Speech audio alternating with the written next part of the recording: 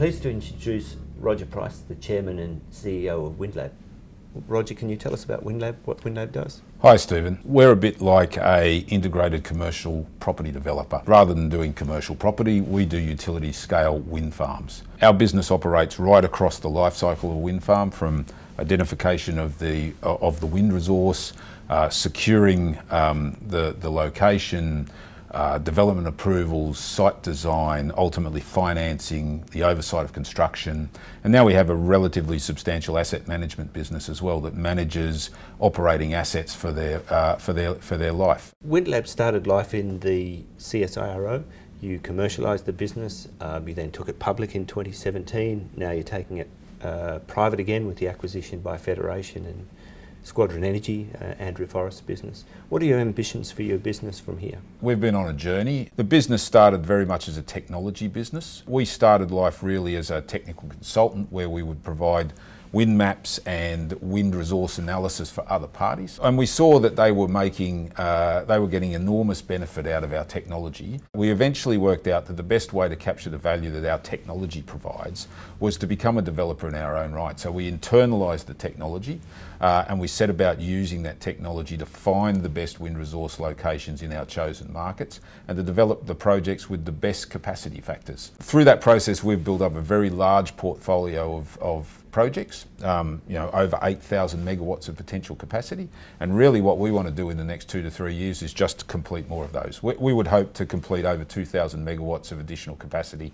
over the next few years from our existing high quality portfolio. Before I describe what the technology does, it's important to note that what creates a economically viable renewable energy wind resource is not the weather per se, but it's the way the atmosphere interacts with the land. And the easiest way to think of that is as the atmosphere moves along and it approaches a hill, it gets compressed, and then as it relieves over the top, it accelerates, giving you a high constant wind speed. What we're able to do is we're able to analyse at a desktop level all of the opportunities in a market before we commit to those opportunities and start to invest in them. So starting from a much greater view of the market opportunity means that we're able to develop projects with a much higher success rate, do it more efficiently, and do it in a much more conservative capital manner.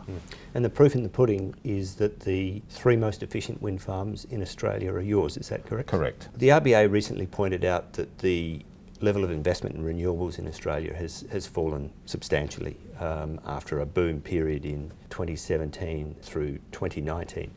That boom came from the RET. Now that the RET target is met, what next for renewables in Australia and for wind? Yeah, what we've seen post the meeting the RET is we've seen a collapse in investment, and that's not an ideal situation, because in any industry, when you build up scale and capacity, you want to be able to utilise that. You don't want it to go, peaks and troughs. So it is a little unfortunate, and it is really a symptom of the fact that we don't have good long-term integrated energy policy in this country. However, we feel that it is, regardless, it's going to be a fairly short-term impact. And the reason for that is the macro market signals are very, very clear.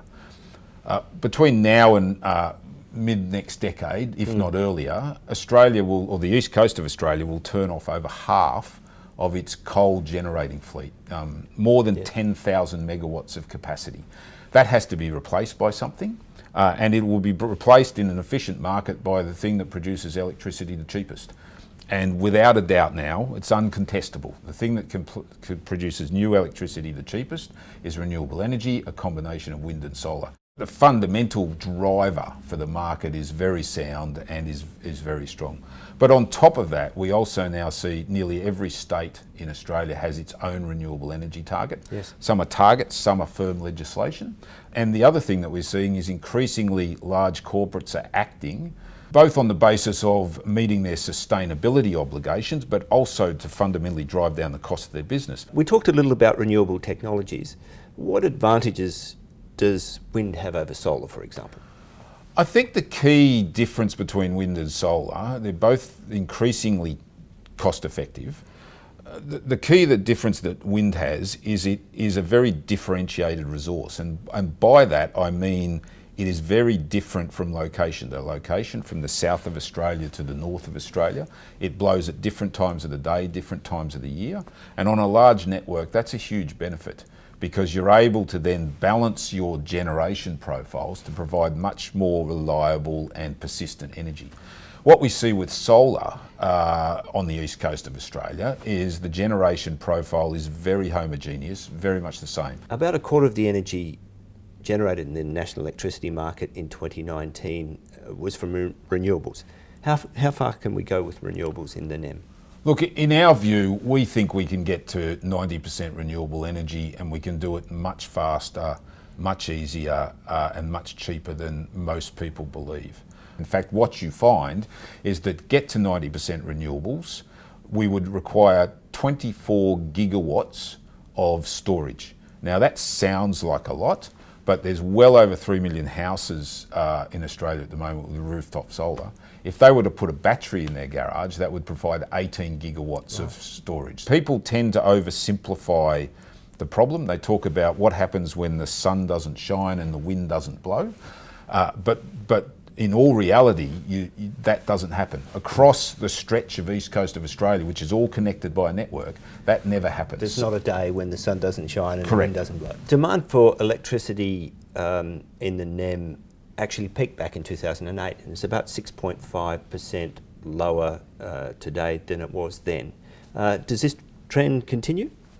So I think we'll see a number of trends. I think we will see a continuing trend in energy efficiency. So we'll be able to do more with less energy.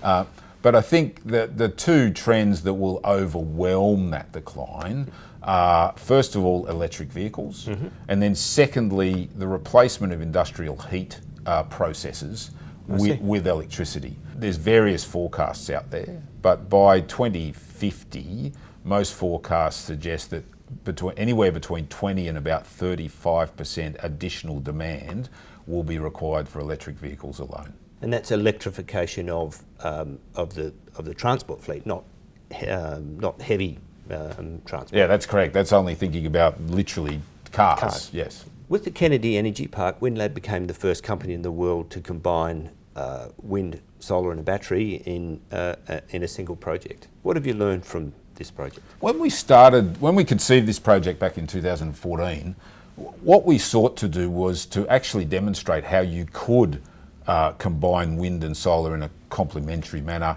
In 2014, battery technology at a utility scale was pretty nascent. And what we find by combining the wind and solar in the battery is we're able to provide very reliable, firm renewable energies. And is this the way of the future, the combined project? The technologies will be combined. There are certain efficiencies and cost savings you get out of co-locating them, because you get cost savings in terms of grid and those sorts of things.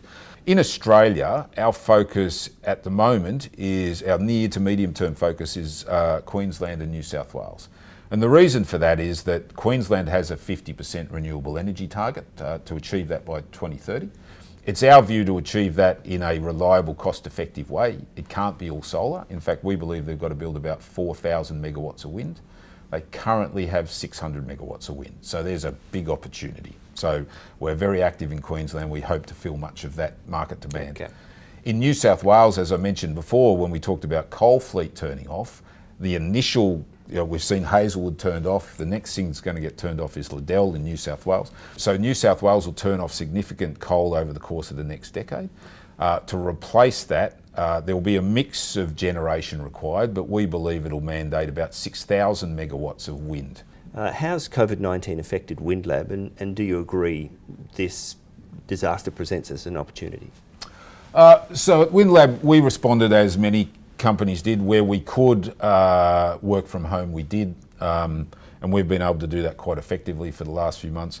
Obviously, our projects, the gestation period on our projects is longer than a couple of months. So in reality, we don't think that it's going to have a significant impact on the things that we're particularly doing in Australia. I couldn't agree more with the notion that we can use the infrastructure investment opportunity that the transition to renewable energy creates to drive job creation and economic recovery. Renewable energy in Australia is not a small industry. It already employs over 12,000 people. So if we want to drive economic growth, we want to drive job creation, particularly in the regions, because most renewable energy is in the regions, there wouldn't be a better thing to motivate investment in. Roger, people at the heart of every business. I think Windlab has 55 people now. What motivates your people to get up in the morning and come into work? I'm really lucky. I work with a bunch of true believers. They are very, very committed to what we do. They are all wanting to play a role in acting on climate change, on building a sustainable future.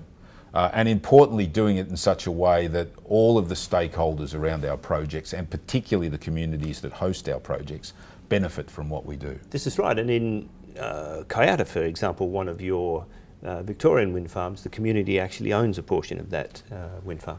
Correct. In fact, one of the things that we feel very strongly in is that we want the communities that we work in to see the wind farm as their wind farm.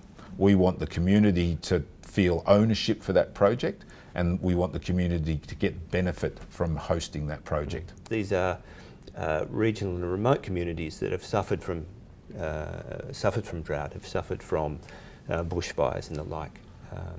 Again, an opportunity to support our regions. These projects provide both direct cash and spin-off benefits to all of the regions, and as you say, they are often the regions that suffer through the droughts, the bushfires, those things that are caused by climate change. The people who lived in the region, a very remote region of Queensland, were huge supporters, not only of your project but of renewables generally.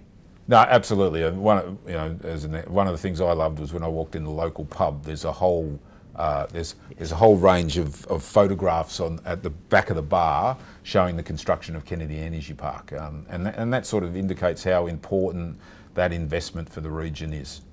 Fantastic. Roger Price, thank you very much. Thank you, mate.